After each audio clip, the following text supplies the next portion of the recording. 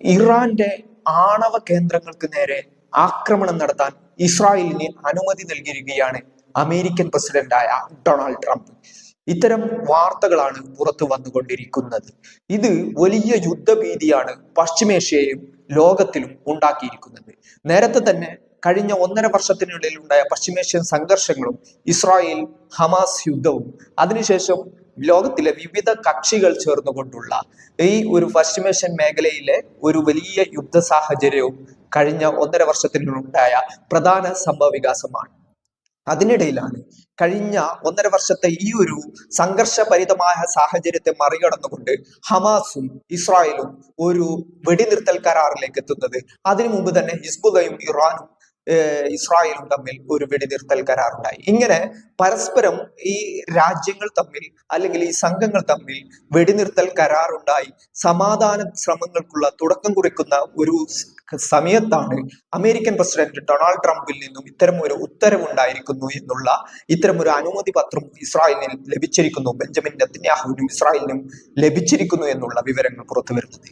എന്നാൽ ഇതുമായി ബന്ധപ്പെട്ടുകൊണ്ട് ഖത്തറിലുള്ള ഈ ഇറാൻ വിദേശകാര്യമന്ത്രി അബ്ബാസ് അറാഖ്ചി പറഞ്ഞ ചില കാര്യങ്ങളാണ് ഇപ്പോൾ ചർച്ചയായിരിക്കുന്നത്.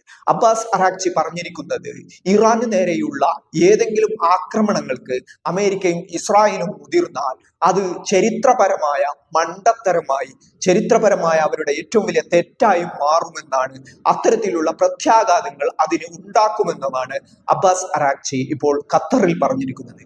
ഖത്തറിൽ അദ്ദേഹം അവിടെ ഖത്തറിന്റെ വിദേശകാര്യമന്ത്രിയുമായി ചർച്ച നടത്തുകയും അവിടെ ഖത്തറിലുള്ള ഹമാസിന്റെ പ്രതിനിധികളെ കാണുകയും ഈ ഒരു ഫലസ്തീൻ ഇസ്രായേൽ സംഘർഷത്തിൽ ഈ ഒരു ഹമാസ് വിജയം നേടിയതായും ഫലസ്തീനി ജനത വിജയം നേടിയതായും അദ്ദേഹം അവരോട് പറയുകയും ചെയ്തിരിക്കുകയാണ്. ഹമാസിനും അതുപോലെ തന്നെ ഫലസ്തീൻ ചെറുത്തുനിൽപ്പ് പ്രസ്ഥാനങ്ങൾക്കും വളരെ വലിയ രീതിയിലുള്ള പിന്തുണ നൽകുന്ന ഒരു പാരമ്പര്യമുള്ള രാജ്യമാണ് ഇറാൻ. വലിയ രീതിയിലുള്ള പിന്തുണയാണ് കഴിഞ്ഞ കാലങ്ങളിൽ ഹമാസിനും അതുപോലെ തന്നെ ഫലസ്തീനിയൻ ചെറുത്തുനിൽപ്പ് പ്രസ്ഥാനങ്ങൾക്കും പശ്ചിമേഷ്യയിലെ മറ്റു ചെറുത്തുനിൽപ്പ് സംഘങ്ങൾക്കും ഇറാൻ നൽകി വരുന്നത്. ഇത്തരം ഒരു സാഹചര്യം നിലനിൽക്കുന്ന അവസ്ഥയിലാണ്, അത്തരം ഒരു സമയത്താണ് ഇപ്പോൾ ഹമാസിന്റെ നേതാക്കളെ അദ്ദേഹം ഗസയിൽ ഖത്തറിൽ കാണുകയും ഗസയിലെ ഈ വലിയ വിജയമാണ് നിങ്ങൾ നേടിയിരിക്കുന്നത് എന്നുള്ള കാര്യങ്ങൾ അവതരിപ്പിക്കുകയും പറയുകയും ചെയ്തിട്ടുള്ളത്. അതിനിടയിലാണ് അമേരിക്കൻ പ്രസിഡന്റ് ഡൊണാൾഡ് ട്രംപ് ഇത്തരം ഒരു ഉത്തരവ് ഇസ്രായേലിന്റെ ബെഞ്ചമിൻ നെതന്യാഹുവിന് നൽകിയിരിക്കുന്നു, ഒരു അനുമതി പത്രം നൽകിയിരിക്കുന്നു എന്നുള്ള വിവരങ്ങളോട് അത്തരം കാര്യങ്ങളോട് പ്രതികരിക്കുമ്പോഴാണ് അദ്ദേഹം ഈ കാര്യങ്ങൾ പറഞ്ഞിരിക്കുന്നത്. ഇറാനെ സംബന്ധിച്ചിടത്തോളം വളരെ പ്രധാനമുള്ള ഒരു കാര്യമാണിത്. കാരണം കഴിഞ്ഞ ഈ തുഫാൻ അക്സക്ക് ശേഷം ഉണ്ടായ സാഹചര്യത്തിൽ ഇസ്രായേലിനെ നേരിട്ടിട്ട് ആക്രമിച്ചിട്ടുള്ള രാജ്യമാണ് ഇറാൻ എന്നുള്ളത്. ഇറാന്റെ മിസൈലുകൾ 2000 കിലോമീറ്ററുകൾ പരിധി കഴിഞ്ഞുകൊണ്ട് ഇസ്രായേലിന്റെ തന്ത്രപ്രധാന മേഖലകളെ ആക്രമിക്കുകയും ലോകത്ത് വലിയ ഞെട്ടലുകൾ ഉണ്ടാക്കുകയും ചെയ്തിട്ടുണ്ട്. അതായത് അവരുടെ ടാർഗറ്റുകളിൽ കൃത്യമായിട്ട് ലക്ഷ്യത്തിലെത്തിക്കാൻ കഴിയുന്ന സാഹചര്യം ഇസ്രായേലിൽ അവർ സൃഷ്ടിച്ചിട്ടുണ്ട്. ഇസ്രായേലിന്റെ ഇന്റലിജൻസ് വിവരങ്ങൾ, ഇസ്രായേലിന്റെ പ്രധാനപ്പെട്ട കേന്ദ്രങ്ങളെ കുറിച്ചുള്ള വിവരങ്ങൾ അവർ ചോർത്തിയെടുത്തിട്ടുണ്ട് എന്നുള്ളതാണ് ഇത് വ്യക്തമാക്കുന്നുള്ളത്. അങ്ങനെയുള്ള ഒരു സാഹചര്യം നിലനിൽക്കുന്നുണ്ട്. അതുകൊണ്ട് തന്നെ ഇപ്പോൾ അബ്ബാസ് അറാഖ്ചി പറഞ്ഞിരിക്കുന്ന മറ്റൊരു കാര്യം എന്നുള്ളത്, ഇനി ഇത്തരത്തിലുള്ള ആണവ കേന്ദ്രങ്ങളെ ലക്ഷ്യം വെച്ചുകൊണ്ടുള്ള എന്തെങ്കിലും പ്രവർത്തനങ്ങൾ അമേരിക്കയുടെ അനുമതിയോടുകൂടി ഇസ്രായേലും അമേരിക്കയും ചേർന്ന് നടത്തിയാൽ അതിന്റെ പ്രത്യാഘാതങ്ങൾ ഗുരുതരമായി തീരുമെന്നാണ്. ഇനി ഇത് മുമ്പത്തെ പോലെ ആയിരിക്കില്ല. ഏതെങ്കിലും രീതിയിലുള്ള ഇത്തരം ചെയ്തികളിലേക്ക് അവർ കടന്നാൽ വലിയ രീതിയിലുള്ള മണിക്കൂറുകൾ വെച്ചുകൊണ്ട് ഇസ്രായേലിന്റെ പ്രധാനപ്പെട്ട കേന്ദ്രങ്ങളെ നിഷ്ഫലമാക്കാൻ കഴിയുന്ന പ്രത്യാക്രമണങ്ങൾ ഉണ്ടാകുമെന്നുള്ള വലിയ മുന്നറിയിപ്പാണ് ഇറാനെ സംബന്ധിച്ചിടത്തോളം ഇപ്പോൾ നൽകിയിരിക്കുന്നത്. ഇറാൻ മറ്റൊരു കാര്യം കൂടി പറഞ്ഞിരിക്കുന്നത് ഞങ്ങളുടെ പ്രതിരോധ സംവിധാനങ്ങൾ സസജ്ജമാണ് എന്നുള്ളതാണ്. അതായത് കഴിഞ്ഞ ഈ ഒരു ഇറാൻ സംഘർഷത്തിനിടയിൽ ഈ ഒരു ഇസ്രായേലിലേക്ക് നടത്തിയ ആക്രമണത്തിന് ശേഷം അതിന് പ്രതികാരം എന്നോണം ഇസ്രായേൽ തിരിച്ചടിച്ചിരുന്നു. ഇസ്രായേലിന്റെയും അമേരിക്കയുടെയും നിരവധി യുദ്ധവിമാനങ്ങൾ ചേർന്നുകൊണ്ടുള്ള ഒരു ഓപ്പറേഷനാണ് അവർ ആസൂത്രണം ചെയ്തത്. അങ്ങനെ അത് ഇറാന്റെ എല്ലാ പ്രതിരോധ സംവിധാനങ്ങളെയും മറികടന്നുകൊണ്ടുള്ള ലക്ഷ്യങ്ങൾ നേടുമെന്നാണ് അവർ വിശ്വസിച്ചത്.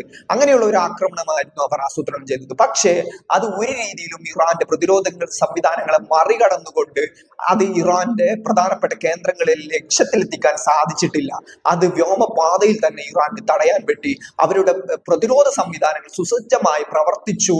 അതുകൊണ്ട് തന്നെ ഈ യുദ്ധവിമാന യുദ്ധവിമാനങ്ങൾ ഉപയോഗിച്ചു കൊണ്ടുള്ള ആക്രമണങ്ങൾ പോലും ഇറാൻ അതിർത്തികൾ മറികടക്കാൻ കഴിയില്ല എന്നുള്ള വസ്തുത നിലനിൽക്കുന്നുണ്ട്. അതുകൊണ്ട് തന്നെ ഇപ്പോൾ അദ്ദേഹം പറഞ്ഞിരിക്കുന്നത്, ഞങ്ങളുടെ പ്രതിരോധ സംവിധാനങ്ങൾ സുസജ്ജമാണ്, ഞങ്ങളുടെ എല്ലാവിധ പ്രതിരോധ പ്രവർത്തനങ്ങളും സുസജ്ജമാണ്. അതുകൊണ്ട് തന്നെ ഇവർ ഏതെങ്കിലും രീതിയിലുള്ള ആക്രമണങ്ങൾക്ക് മുതിർന്നാൽ അതിന് തടയാനുള്ള സംവിധാനങ്ങൾ ഞങ്ങളുടെ കൈകളിൽ ഉണ്ട് എന്നാണ് ഇറാൻ വ്യക്തമാക്കിയിരിക്കുന്നത്.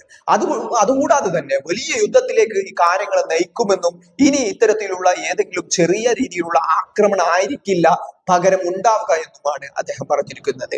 മറ്റൊരു പ്രധാനപ്പെട്ട കാര്യം എന്നുള്ളത്, ഇറാന്റെ യഥാർത്ഥ ആണവ നിലയങ്ങൾ എവിടെയൊക്കെയാണ് ഉള്ളത് എന്നുള്ളതിനെ പറ്റിയുള്ള ചില കാര്യങ്ങളാണ്. വിവിധ സ്ഥലങ്ങളിലായി, വിവിധ കേന്ദ്രങ്ങളിലായാണ് ഇത് പ്രവർത്തിക്കുന്നുള്ളത്. വിവിധ കേന്ദ്രങ്ങളിൽ പ്രവർത്തിക്കുന്ന ഏതെങ്കിലും ഒന്നോ രണ്ടോ സ്പെസിഫിക് ആയ സ്ഥലങ്ങളിലല്ല ഇത് ഉള്ളതെന്നും കൃത്യമായിട്ട് അത് നിരവധി കേന്ദ്രങ്ങളിൽ പ്രവർത്തിക്കുന്ന ഒരു രീതിയാണ് അവലംബിച്ചിരിക്കുന്നതെന്നും അതുകൊണ്ട് തന്നെ അമേരിക്കയ്ക്കോ ഇസ്രായേലിനോ ഇതിൽ ഒന്നും ചെയ്യാൻ കഴിയില്ല എന്നും കൂടിയാണ് അദ്ദേഹം പറഞ്ഞിരിക്കുന്നത്. മറ്റൊരു കാര്യം എന്നുള്ളത്, ഇറാന്റെ ആണവ ശാസ്ത്രജ്ഞന്മാർ അവരുടെ മനസ്സിനകത്താണ് യഥാർത്ഥ ആണവ പദ്ധതികൾ ഉള്ളതെന്നും അത് വ്യോമാക്രമണങ്ങൾ കൊണ്ട് ഇല്ലാതാക്കാൻ കഴിയില്ല എന്നും ഏതെങ്കിലും രീതിയിലുള്ള ഒരാക്രമണങ്ങൾ ഏതെങ്കിലും നടത്താൽ തന്നെ അതിനു തന്ത്രങ്ങൾ മെനയാൻ, ആസൂത്രണങ്ങൾ നടത്താൻ അല്ലെങ്കിൽ പുതിയ പദ്ധതികൾ കൊണ്ടുവരാൻ ഇറാനിന്റെ ശാസ്ത്രജ്ഞന്മാർക്ക് കഴിയുമെന്നുമാണ് അദ്ദേഹം ഖത്തറിൽ വെച്ച് പറഞ്ഞിരിക്കുന്നത്. അങ്ങനെ അമേരിക്കൻ പ്രസിഡന്റ് ഡൊണാൾഡ് ട്രംപ് ഇത്തരത്തിലുള്ള ഒരു അനുമതി പത്രം അല്ലെങ്കിൽ യുദ്ധത്തിലേക്ക് കടക്കാനുള്ള ഒരു കാര്യം ഇസ്രായേലിന് നൽകിയാൽ ഇറാന്റെ ആണവ കേന്ദ്രങ്ങളെ ആക്രമിക്കാനുള്ള അനുമതി നൽകിയിരിക്കുന്ന സാഹചര്യത്തിൽ ഇതുണ്ടാക്കുന്ന പ്രത്യാഘാതങ്ങൾ ഗുരുതരമാണെന്നുമുള്ള ഒരു മറുപടിയാണ് ഇറാന്റെ ഭാഗത്തു നിന്നും ഉണ്ടായിരിക്കുന്നത്. അമേരിക്കയെ സംബന്ധിച്ചിടത്തോളം ഡൊണാൾഡ് ട്രംപിനെ ലോകത്തെല്ലാവരും ഉറ്റുനോക്കുന്നുണ്ട്. കാരണം കൃത്യമായിട്ട് ഒരു നയസമീപനങ്ങളും ഇല്ലാതെ വലിയ രീതിയിലുള്ള ആക്രമണ ത്വരത പലപ്പോഴും പ്രകടിപ്പിക്കുന്ന അത്തരത്തിലുള്ള ഒരു വ്യക്തിത്വമാണ് ഡൊണാൾഡ് ട്രംപിൻ്റെത്. അമേരിക്കയെ സംബന്ധിച്ചിടത്തോളം തന്നെ വളരെ വലിയ രീതിയിലുള്ള ഗുരുതര പ്രത്യാഘാതങ്ങൾ ഉണ്ടാക്കുന്ന നടപടികൾ അദ്ദേഹം പ്രസിഡന്റ് ആയതിനു ശേഷം ഉണ്ടായിട്ടുണ്ട്. അങ്ങനെയുള്ള ഡൊണാൾഡ് ട്രംപ് ഇസ്രായേലിന് ഇത്തരത്തിലുള്ള അനുമതികൾ നൽകിയാൽ അല്ലെങ്കിൽ വലിയ ആയുധങ്ങൾ നൽകിയാൽ അത് ഇസ്രായേൽ ഉപയോഗപ്പെടുത്തിയാൽ ലോകത്ത് ഗുരുതരമായ പ്രത്യാഘാതങ്ങൾ ഉണ്ടാക്കുമെന്ന് തന്നെയാണ് വിലയിരുത്തപ്പെടുന്നത്.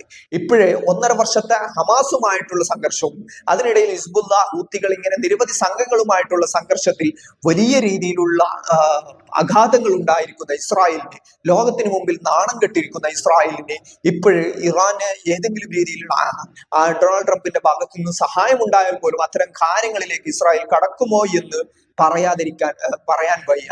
അതുകൊണ്ട് തന്നെ ഇപ്പോൾ നിലനിൽക്കുന്ന സാഹചര്യങ്ങൾ വെച്ച് ഇപ്പോൾ ലോകത്ത് വലിയ മാറ്റങ്ങളാണ് ഉണ്ടായിരിക്കുന്നത്. ഇസ്രായേലിനെതിരെ 9 രാജ്യങ്ങൾ ബെഞ്ചമിൻ നെതന്യാഹുവിനെതിരെ അറസ്റ്റ് വാറന്റ് പുറപ്പെടുവിച്ചിരിക്കുന്നു. അതായത് ഈ ഒരു കോടതിയിൽ നിലനിൽക്കുന്ന കേസുകളിൽ അദ്ദേഹത്തെ തങ്ങളുടെ രാജ്യങ്ങളിലേക്ക് വന്നാൽ അദ്ദേഹത്തെ അറസ്റ്റ് ചെയ്ത് UN-നോടുള്ള ബന്ധപ്പെട്ട കോടതികളോടുള്ള ബാധ്യത നിറവേറ്റുമെന്നാണ് ഈ 9 രാജ്യങ്ങളും അവർ കൃത്യമായിട്ട് പറഞ്ഞിരിക്കുന്നത്.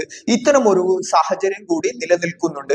അതിനിടയിൽ ന്യൂസിലൻഡ് അടക്കമുള്ള രാജ്യങ്ങൾ പറഞ്ഞിരിക്കുന്നത് ഇസ്രായേലിൽ നിന്നും ടൂറിസ്റ്റുകളായിട്ട് വരുന്ന മുഴുവൻ ആളുകളുടെയും ബാക്ക്ഗ്രൗണ്ട് പരിശോധിക്കും, അവരുടെ പഴയകാല ചരിത്രം പരിശോധിക്കും, അവരുടെ പൂർണ്ണമായിട്ടുള്ള വിവരങ്ങൾ കൈമാറിയിട്ട് മാത്രമേ അവർക്ക് ടൂർ അടക്കമുള്ള കാര്യങ്ങളിലേക്ക് കടക്കാൻ പറ്റൂ. ഈ ന്യൂസിലൻഡിലേക്ക് എത്തുന്ന ഓരോ ആളുകളെയും അവിടെ കൃത്യമായ പരിശോധനകൾക്ക് വിധേയമാക്കും. അവർക്ക് ഏതെങ്കിലും രീതിയിൽ ഗസ യുദ്ധത്തിലോ ഫലസ്തീൻ ആക്രമണത്തിലോ ഗസയിലെ വംശഹത്യയിലോ പങ്കുണ്ടെന്ന് ബോധ്യപ്പെട്ടാൽ അവർക്കെതിരെയുള്ള നടപടികളിലേക്ക് നീങ്ങുമെന്നാണ് ന്യൂസിലൻഡ് അടക്കമുള്ള രാജ്യങ്ങൾ പറഞ്ഞിരിക്കുന്നത്. ഇങ്ങനെ വളരെ വലിയ സാഹചര്യം ലോകത്ത് ഇസ്രായേൽ നാണം കെട്ടു നിൽക്കുന്ന ഒരു സാഹചര്യമുണ്ട്. ഒരു ഭാഗത്ത് ഹമാസ് അവരുടെ വിജയം എന്നുള്ള രീതിയിലുള്ള ആഘോഷങ്ങൾ എന്നുള്ള രീതിയിലുള്ള കാര്യങ്ങൾ നടത്തുകയാണ്. ഇത്രയും വലിയ വംശഹത്യയെ അതിജീവിച്ചുകൊണ്ട് ഫലസ്തീനിയൻ ജനത തങ്ങൾ വിജയിച്ചു എന്നുള്ള അവകാശവാദം ഉന്നയിക്കുകയാണ്. ഇങ്ങനെയുള്ള ഒരു ഭാഗം ഇസ്രായേലിനെ സംബന്ധിച്ചിടത്തോളം ഉണ്ട്. ലോകത്തിന് മുമ്പിൽ ഇത് അവരുടെ തടവുകാരെ അടക്കം പിടിച്ചു കൊണ്ടുപോയവരെ അടക്കം ഇപ്പോൾ സമാധാനകരമായിട്ട് മാത്രം തിരിച്ചു കൊണ്ടുവരാൻ കഴിയുന്ന സാഹചര്യമുണ്ട്. അങ്ങനെ ലോകരാജ്യങ്ങൾക്ക് മുമ്പിൽ, ലോകത്തിന് മുമ്പിൽ നാണം കെട്ടു നിൽക്കുന്ന ഇസ്രായേലിനെ സംബന്ധിച്ചിടത്തോളം ഇപ്പോഴും ഇത്തരം രാജ്യങ്ങൾ ഇത്തരം നടപടികളുമായിട്ട് വരുന്നു എന്നുള്ളത് കൂടുതൽ പ്രത്യാഘാതങ്ങൾ ഉണ്ടാക്കുന്നതാണ്.